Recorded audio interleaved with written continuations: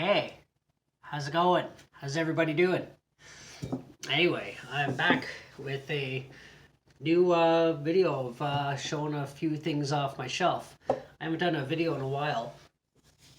I just haven't had the time, and I don't know, I pulled something in this area here, and it's been incredibly painful for the last couple weeks. It's getting better, but I sneezed tonight, and now it feels like I'm back where I started. But hopefully I'm wrong about that. But so I haven't been doing any tasting videos. I decided to go on the wagon for about a month or so.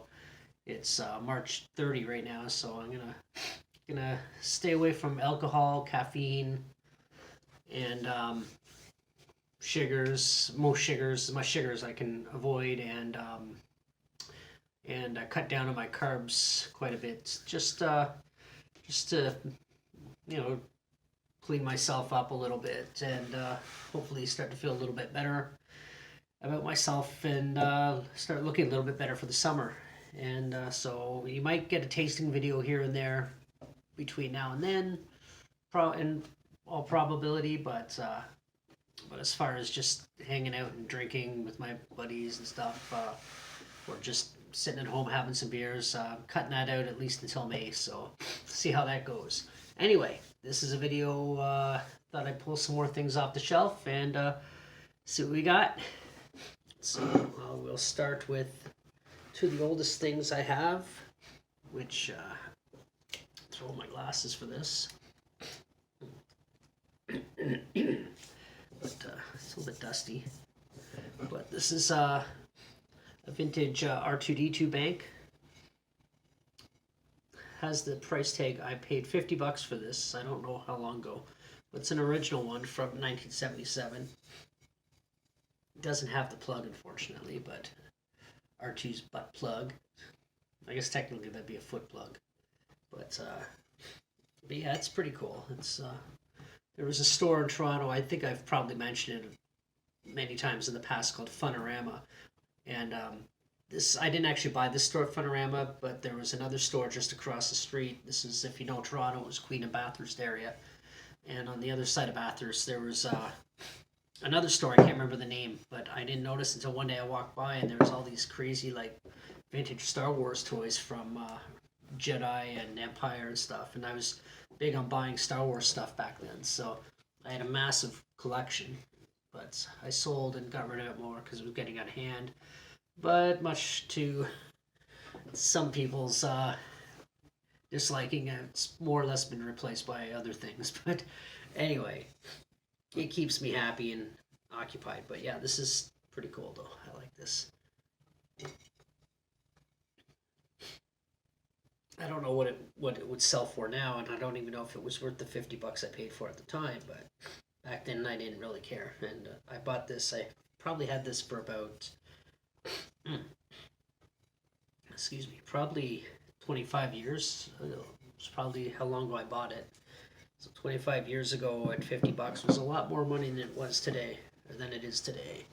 But and then my other vintage thing I have, which I got at a garage sale. I had about 3 of these at one point. But, this is out of the way. It's a Darth Vader. It's a lamp technically, but all the wires and things, they're not really, just sort of hanging there, cut up inside, but I wouldn't trust it. I'd have to rewire it properly. But I had a friend back when I was a little kid who had one of these, and he had all the lights and everything on it that lit up and everything, and I always wanted one, and then my parents got me one, and at the time I wasn't happy because it wasn't this one, but in hindsight I think it's actually cooler because it was one I'd never seen anyone else with. But I was a kid, and I wanted to have the same thing everyone else had because it's trendy, and it's cool to be trendy and be like everybody else when you're a kid. But this is a little bit fragile. The ceramic's gotten a little bit weak, whereas the bank is still pretty solid. But yeah, I had like I said, I had 3 of them. I don't know what happened to one of them. Maybe it broke somewhere. I got them all at garage sales. Probably paid about $1.50 each for them. back before, like I bought these before Star Wars was re-released in the 90s. That's how long I've had this. Same with the bank, which I guess, yeah, that'd be more than the time I said, more than 25 years now, I guess, or roughly that time anyway. It's not important. But and then one of them, they kind of went missing for a while. They were locked, they're boxed away somewhere, and then we found them. And I took one of the, I was down to two, this one and another one. The other one I picked up, and it felt like it was just going to shatter in my hand. Like it felt really brittle. So I put that, like, I got rid of that, and I put it somewhere someone might find it. And if they're a Star Wars fan, then, you know, maybe they'll pick it up and realize it's fragile, maybe figure out a way to strengthen it. I don't know. I don't know ceramics. But the funny little side story, though, every time I look at this, the face, there's a guy in high school that I used to know who was a friend of mine, and I don't know what it is about the face, but every time I see this face, it reminds me of him. I don't know. It doesn't look like him, but to me, I see his face somehow in here. I don't know why. But anyway, those are a couple of vintage things that I have still. Let me move this down here, out of the way, and hopefully not kick it over and break it when I get up. I don't think it's really worth a whole lot because there's lots of them around, and this one's in kind of rough shape. So, and okay, so some of the more recent things I've gotten. I'll start with this Chucky. It's only Chucky I have. I'm not a huge Chucky fan. I loved the first movie, and I really liked the second movie, but after that, they're kind of like Nightmare on Elm Street. They just get a little too silly for me. They're just entertainment. They're not, you know. This is obviously a later Chucky. Let's see about the scars. I find it a little. One thing I found funny though buying it. Now maybe it's because it's Mego and versus say McFarlane or NECA. The detail on them aren't quite as good on this company, but they're still really good. I have a few dolls from this company, but it's just the Chucky doll is supposed to be the size of a child, whereas this is like it's supposed to be the size of a small child, little child, where this is more like tween Chucky, like his body, you know, he's got like the body shape of more of a kid, and even the face looks more almost adult like, but you know, but I wanted to have at least one Chucky in my collection. Now, one thing I've been looking for forever, and I haven't been able to find one, and when I found this, even though it's not the best one I've seen, or the best one that I've seen online or anything, I don't buy my toys online or anything. I like to go to shops and then come across them. It's more of a surprise when I see them as opposed to just go, oh, okay, I want that, and just type it in or whatever, like order it. I'd rather find it and enjoy it that way. But this Bride of Frankenstein, this is also Mego. Is there any art on the back of this? Oh, yeah. No, it's the picture. I just forgot to show the back. But I've always wanted a Bride of Frankenstein. And it's not the best looking one, but you know, it's still kind of cool. It's got the stitching in the right spot, and the hair's a little bit stubby. It looks more cartoonish than realistic. But I was happy to have one. It's got the right gown and everything, you know. And in the back, it's just a still image from the film. Original film from 1932. I think this one came out in 32. And Frankenstein come out in 31. So, but I was just happy to have one. Again, this is Mego, so the detail isn't quite as much as it is with, like I said, NECA and McFarlane, but still good though. Still kind of cool, kind of fun to have in the collection. And two more over here that I bought a while ago. Now these ones, interesting story. These are Corpse Bride figures, and these are McFarlane, so they're detailed. They look good.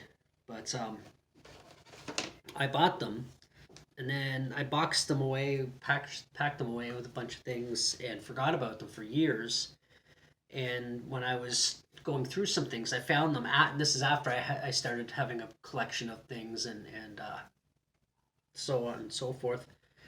And I found it was like, whoa, I forgot I had this. Actually, initially I bought them for my wife, but I kind of readopted them as mine. But technically you could say they are hers.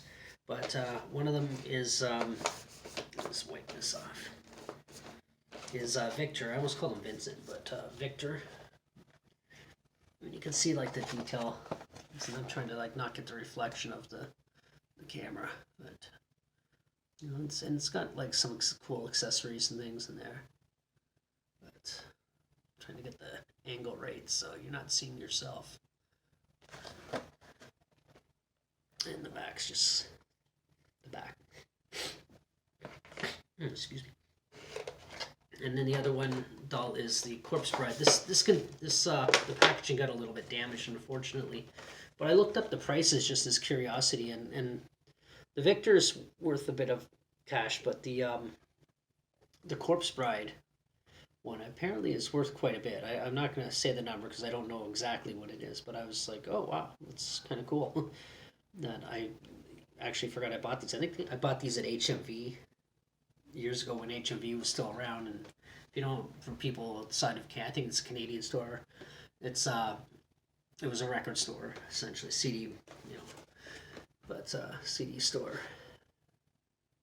But yeah, and the back's the same as the other one, and it's got a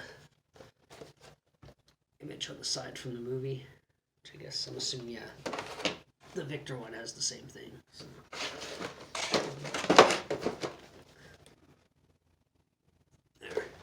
Anyway, that's just a few things off the shelf that I thought I would share with you today. I haven't done a video in a while. I just did my first bike ride of the year the other day. Nothing crazy. I haven't posted a bike riding video in months and months, so just a nighttime ride through my neighborhood. I'll be posting that as well. And then I got another effed up story video. I got two actually that I might post tonight or tomorrow, but we'll see how that goes. Anyway, for those who watch, thanks for watching, and be safe, and I guess just until the next one. Here comes my giant finger to say goodbye. This way. Bye.